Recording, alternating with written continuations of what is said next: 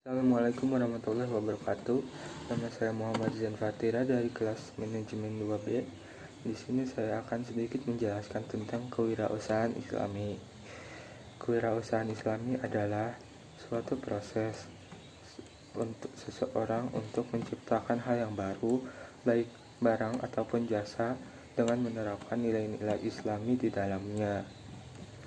Karakteristik wirausahawan Muslim adalah: pertama, takwa. Seorang yang memiliki sifat ini, dia pasti akan menjalankan agamanya dengan sebaik-baiknya, karena dia tahu amar ma'ruf nahi mungkar. Kedua, halal.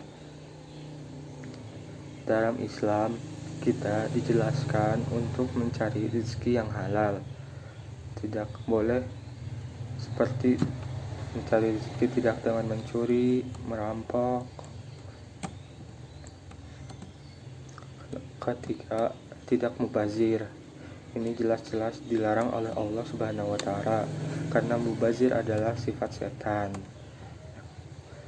Apabila kita memiliki sifat mubazir, maka kita setara dengan setan. Keempat, beriman kepada Allah.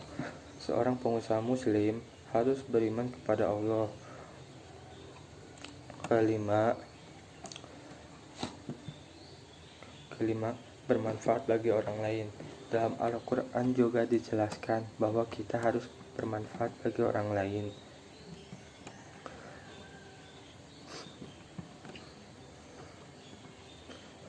Keenam, memiliki nilai moral yang tinggi.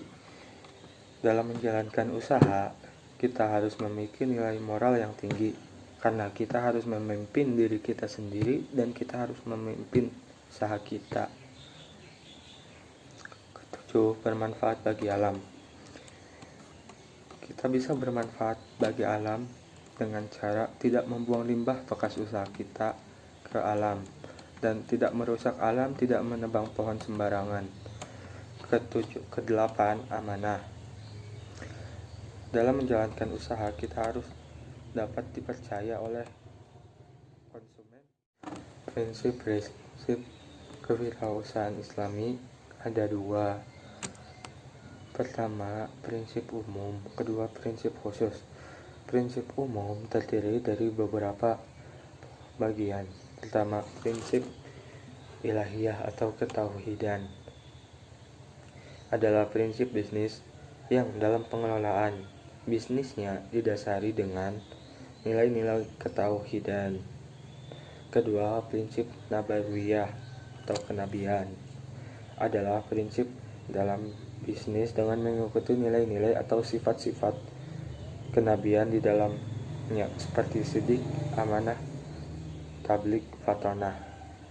Ketiga, prinsip adiliyah atau prinsip keadilan adalah prinsip yang menjalankan nilai-nilai keadilan di dalam menjalankan usaha yang kita miliki. Keempat, prinsip musawah atau prinsip kesetaraan. Dalam menjalankan prinsip bisnis, semuanya sama, tidak membeda-bedakan atasan ataupun bawahan, yang kaya maupun yang miskin. Kelima, prinsip hurriyah atau kebebasan adalah prinsip yang menerapkan nilai-nilai kebebasan, tidak mengekang dalam menjalankan suatu pekerjaan ataupun bisnis. Keenam, prinsip ta'awun atau tolong-menolong. Dalam prinsip ini kita diajarkan untuk dapat tolong-menolong, baik dengan karyawan, dengan rekan kerja kita, dan lain-lain. Kedua, prinsip khusus. Prinsip khusus juga terdiri dari beberapa bagian. Pertama, prinsip tabadulil manafi adalah prinsip dalam bisnis syariah yang isinya adalah untuk menciptakan kerjasama di dalam sebuah bisnis untuk mencapai kesejahteraan bersama. Kedua, prinsip pemerataan adalah prinsip mendistribusikan produk kepada konsumen. Ketiga, prinsip saling ridho adalah prinsip yang bertujuan agar kita sebagai penjual dan mereka sebagai pembeli ridho dengan apa yang kita jual belikan. Keempat, prinsip Adamul Maghadir adalah prinsip yang bertujuan untuk menghilangkan unsur maghadir atau keuntungan di atas penderitaan orang lain. Keenam, prinsip Kitabiyah adalah prinsip yang bertujuan untuk mencatat penjualan dan pembelian dalam sebuah transaksi jual beli dengan tujuan sebagai tanda bukti transaksi. Ketujuh, prinsip musyarakah adalah prinsip dalam kerjasama yang sehat seperti saling menguatkan atau memberi support. Etika dalam bisnis syariah. Pengertian etika sendiri adalah sesuatu yang dinilai baik atau buruk, benar atau salah, dalam hak dan kewajiban, moralitas di suatu masyarakat. Etika dalam suatu bisnis syariah ada 4, yaitu etika yang bersifat memberdayakan adalah etika bagaimana kita dapat memberdayakan pihak yang lemah atau konsumtif menjadi pihak yang produktif dengan bergabung dengan bisnis yang kita jalankan. Kedua, etika pembayaran. Dalam melakukan pembayaran, kita harus memiliki etika seperti membayar gaji atau upah tepat waktu, dibayar dengan gaji yang seharusnya dia dapatkan, membayar hutang dengan tepat waktu.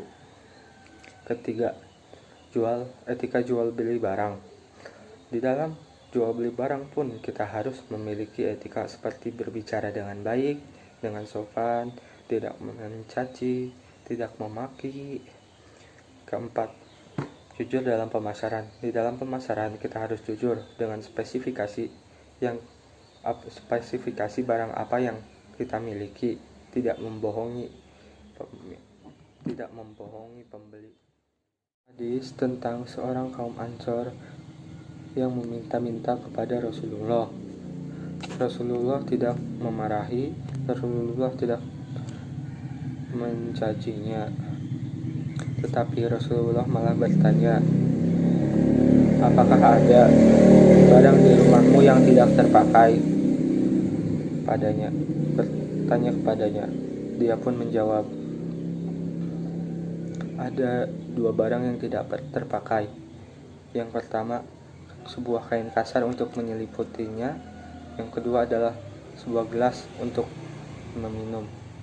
Lalu Rasulullah pun berkata, ambillah kedua barang tersebut dan berikan kepadaku. Setelah dia mengambil dan memberikan kepada Rasulullah, Rasulullah lantas melelang kedua barang tersebut kepada para sahabatnya.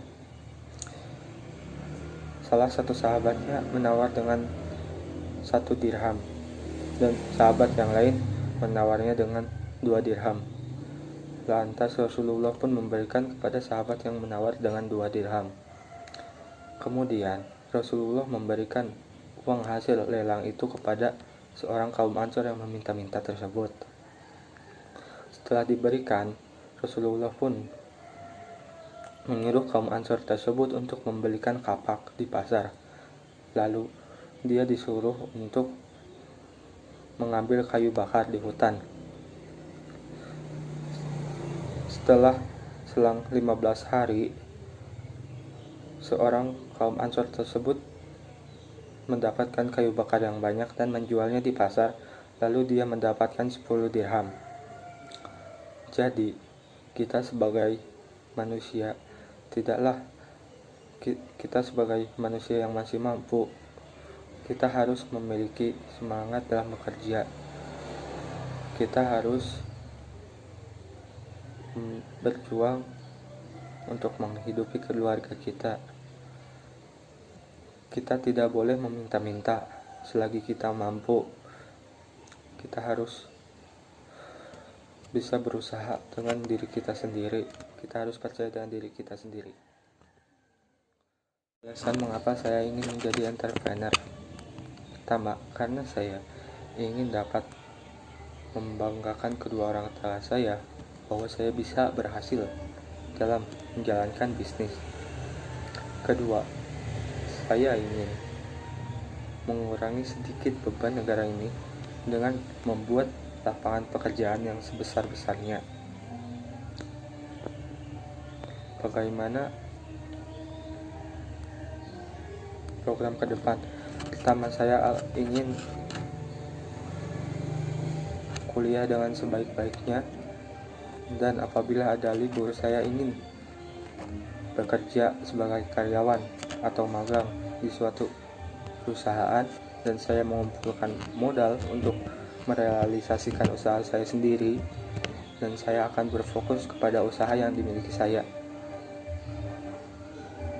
Sekian dari saya, kurangnya mohon maaf. Wabillahi taufiq wal hidayah. Wassalamualaikum warahmatullahi wabarakatuh.